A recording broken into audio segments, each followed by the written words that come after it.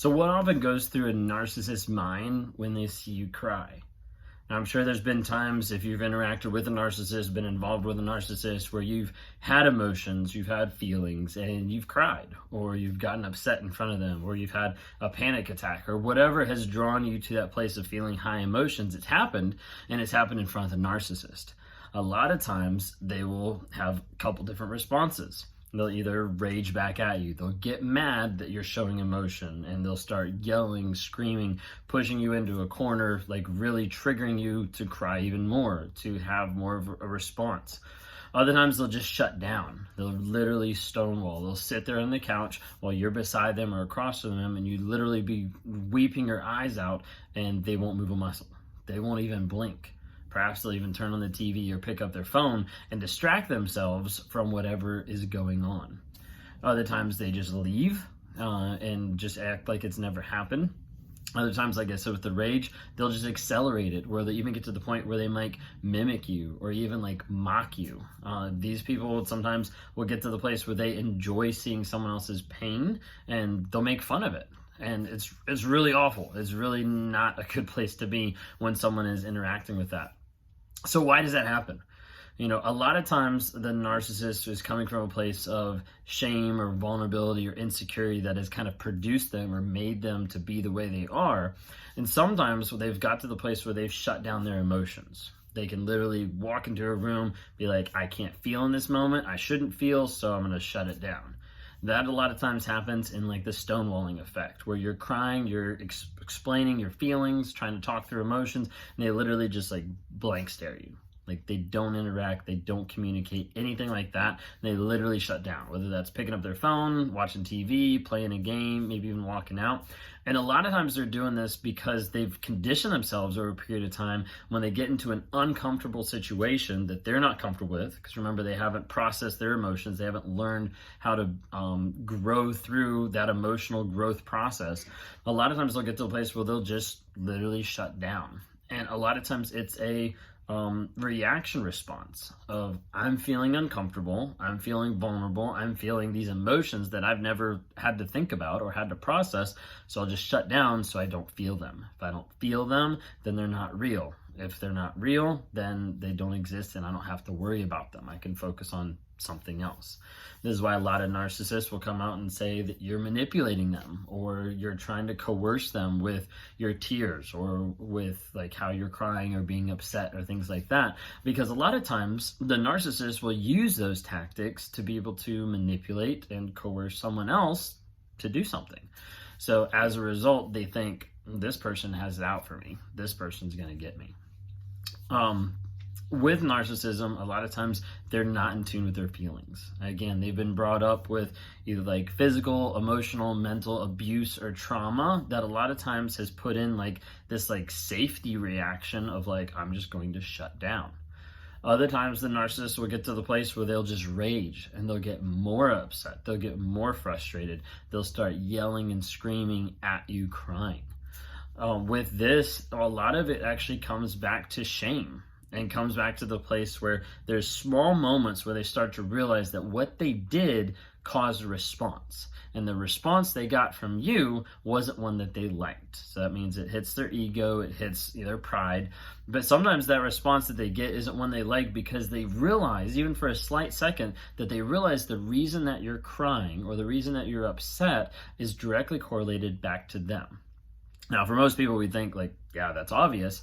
For a narcissist, it's not very obvious. And it's few and far between where they actually see that or realize that. So let's say you're crying and I'm here. I see that you're crying. And with you crying, I start to realize, hey, the reason you're crying is because of me. Now, if I think about that thought doesn't fit in my reality. That thought doesn't fit in my reality that I'm the number one person, that my ego is off the chart, that I'm the greatest thing in the world, I'm the best husband, I'm the best listener, I'm the best friend, I'm the blah, blah, blah, blah. Keeps going. That thought doesn't fit in my reality. So I have to be able to get rid of that thought as fast as possible. So if I think, hey, what I have done has caused you pain, there's that shame and that guilt that I'm thinking that I can't acknowledge that. That's not something I can mentally, emotionally process. So I have to be able to get rid of it as quick as possible. So I might come back and tell you to stop crying. Doesn't do anything. I might get more frustrated. Like, no, like really, like stop crying. Doesn't happen. So as a result, I get more frustrated at that shame and that guilt that I'm feeling. Even if it's for a brief second, I feel more frustrated at that. I've got to bury it as fast as I can. So as soon as I can bury it, if I can't get you to stop crying, if I can't get you to shut up with whatever you're saying or the tears that you're feeling or whatever might be going on, then I might stonewall, I might walk away, or I'll turn it into rage because I'm getting frustrated that I can't get the desired result. I can't get rid of this thought. So as a result, I'll get more frustrated. I'll be like, why won't you stop crying? Like, come on. Like, do you not understand what time it is? Like, I need to go to sleep. Like, whatever it might be. Like, that's when the yelling, the rage accelerates and gets even worse. And then what happens is, does it stop? No, it doesn't, because you've just added more fuel to the fire. So the other person is there. So you're there and you're still crying. You're still upset. That accelerates it even a little bit more, because the narcissist then sees, oh wait, I screwed up the first time. I caused the initial response that made me think this. Now I caused the second response, which was based on the same thing. And as a result, I feel more shame, more guilt. Oftentimes we go through that same exact cycle and get back to the place where I start yelling even more, or I might start throwing something, or I might start punching something, because that's the next step in trying to do whatever I can to be able to get rid of the thought that I might be responsible for your reaction, that I might have caused you pain, and that I might have to actually acknowledge that there's shame and guilt associated with that concept of causing you pain. Now, some people don't like to hear this. Some people don't like to think that narcissists have anything to do with shame, that they're just these evil creatures and everything. And that's fine if that's what you think. But I'm just trying to share my perspective of some of the stuff that I've been working through and some of the things that I've really seen be eye-opening to me, of like understanding a cycle, understanding at times like people that aren't set out to destroy other people's lives, but have been brought up in a place where they're not emotionally secure. They're not mentally secure with how they've been brought up, with abuse, with trauma, with different things in their lives that has turned them into the person here they are today. And that's why I'm on here. I'm on here to talk to people about narcissism and to help people that struggle with narcissism to get into therapy, to work on cutting the lies and get to a place of healing and growth.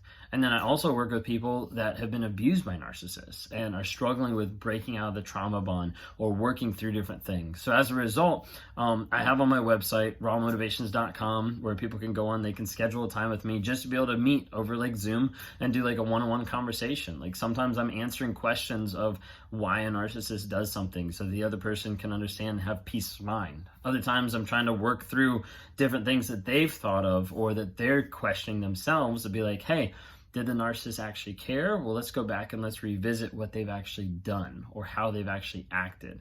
And a lot of times this can help other people find healing and find growth and be able to change their lives in different ways. If you like what you see here, follow me on YouTube, follow me on Instagram, TikTok, anything like that. Would love to be able to interact with you as well. So thanks so much for watching.